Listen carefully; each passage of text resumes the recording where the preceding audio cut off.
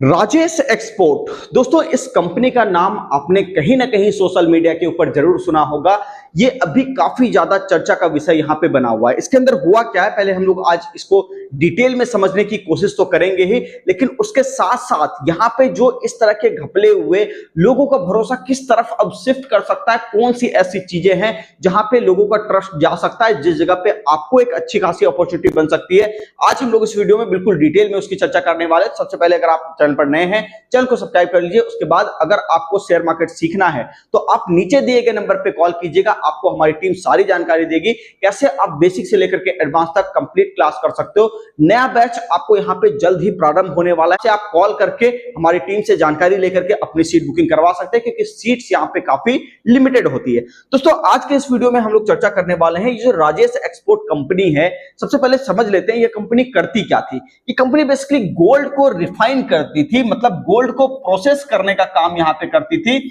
और gold basically होता क्या था, जैसे मान लो ओर निकाला जाता है तो उसको वो रिफाइन करके पॉलिश करके उसके एक्स्ट्रा सब्सटेंसेस मटेरियल को निकाल करके वो जो है कंपनियों को बेचा करती थी। लेकिन इसके अंदर इन्होंने झोल क्या किया, इन्होंने घपला क्या किया, इसको थोड़ा समझिएगा।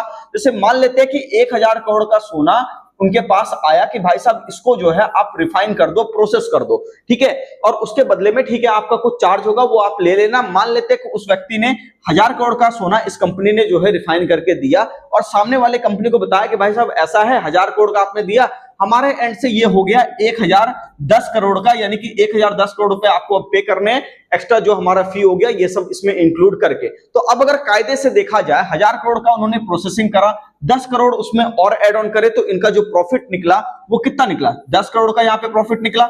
लेकिन इन्होंने काम क्या किया, इन्होंने ये किया कि भाई साहब उन्होंने बताया कि 1010 करोड़ हमारा यहाँ पे प्रॉफिट होगा, और इस तरीके से वो सालों तक लोगों को बेवकूफ बनाते रहे। अपने बैलेंस शीट के अंदर ये दिखाते रहे कि भाई साहब कंपनी बहुत अच्छी है, कहीं कोई दिक्कत वाली बात नहीं है। और उसके बाद फाइनली आज से लगभग 3 से 4 साल पहले एक इन्वेस्टर ने मेल करके सेबी को यह रिपोर्ट दी कि मुझे ऐसा शक है कि इस तरह की चीजें यहां पे हो रही है। अब सबसे इंपॉर्टेंट बात यह है कि भाई साहब ये खबर इतने दिनों तक दबी कैसे रही। अब इसमें क्या सच्चाई है, क्या गलत है, सरकार को मुझे लगता है कि अपनी छवि को साफ सुथरा बनाए रखना चाहिए और उनको अपनी जवाबदेही जरूर तय करनी चाहिए। और सबसे बड़ी बात यहां पे यह है कि इतनी बड़ी घटना होने के बाद कोई व्यक्ति इंडियन स्टॉक मार्केट पर भरोसा क्यों करे। आज के डेट में अगर देखा जाए निफ्टी के अंदर लगभग 50 कंपनी है, निफ्टी 500 में 500 कंपनी है, पूरे आपके स्टॉक एक्सचेंज में लगभग 7 से 8000 कंपनी लिस्टेड है। तो 8000 कंपनी में ये एक एग्जांपल है। ऐसा क्या रियल बात है कि ऐसा हो सकता है, या और भी चीजें हो सकती है ना, यानी कि ऐसे एग्जांपल आपको और भी बड़े बड़े मिल सकते हैं। तो उन सारी कंपनियों की जानकारी, जैसे मान लो कोई एक आम निवेशक है तो वो तो ब्रांच जाकर के विजिट करेगा नहीं, वो तो बस कंपनी को देखेगा, बैलेंस शीट देखेगा, थोड़ी बहुत जानकारी जुटाएगा, उसका शेयर खरीद लेगा। लेकिन उसके प्रोटेक्शन पे जवाबदेही तय करेगा कि एक आम इन्वेस्टर कैसे सुरक्षित महसूस करे स्टॉक मार्केट के ऊपर, तो ये काम सेबी का है। तो सेबी वाले लोग या फिर जो है एक्सचेंज वाले लोग मिलकर के ही इसका भांडाफोड़ कर सकते हैं, और वही लोग हैं जो इन्वेस्टर को अब बचा सकते हैं। तो मैं सबसे पहली चीज अपील करना चाहूंगा कि देखिए, जो भी संबंधित व्यक्ति हैं, इनसे संबंधित जो भी व्यक्ति हैं वो अपनी जवाबदेही तय करें, ताकि अगली बार से इस तरह का कोई भी चीज यहां पे ना हो, इस तरह की घपलेबाजी कभी भी सामने ना आए। इससे इंडिया को सबक लेना चाहिए, क्योंकि एक बात याद रखिए कि अगर एक बार भरोसा कहीं से टूट जाता है तो फिर चीजें बेटर नहीं हो पाती। आप चाहे कितना भी कोशिश कर लोगे, इन्वेस्टर यहां से पैसा निकालना जारी रखेंगे। जैसे आपने देखा long term capital gain tax आपने यहां पे इंपोज करा, तो उसका इफेक्ट आज भी दिखता है ना। निर्मला सीतारमण जी ने कहा कि भाई एफआईआईज आए या जाएं उससे कोई फर्क नहीं पड़ता, हमारे रिटेल इन्वेस्टर ही काफी हैं इंडियन मार्केट को बढ़ाने के लिए। तो आपने उसका नतीजा आज तक भुगता ना। आप देख रहे हो ना कि मार्केट गिर रहा है, और आपको मजबूरन एफआईआईज के यहाँ पे अकॉर्डिंग पॉलिसी लानी पड़ी ना कि भाई साहब एफआईआईज के लिए हम लोग कुछ रियायत दे रहे हैं, ठीक है ना, कि वहां पे ठीक है टैक्सेशन में हम लोग कुछ यहाँ पे बदलाव करने वाले हैं। तो ये आप क्यों कर रहे हो, क्योंकि आपको भी पता है कि फॉरेन पैसा इंडिया के अंदर आना जरूरी है।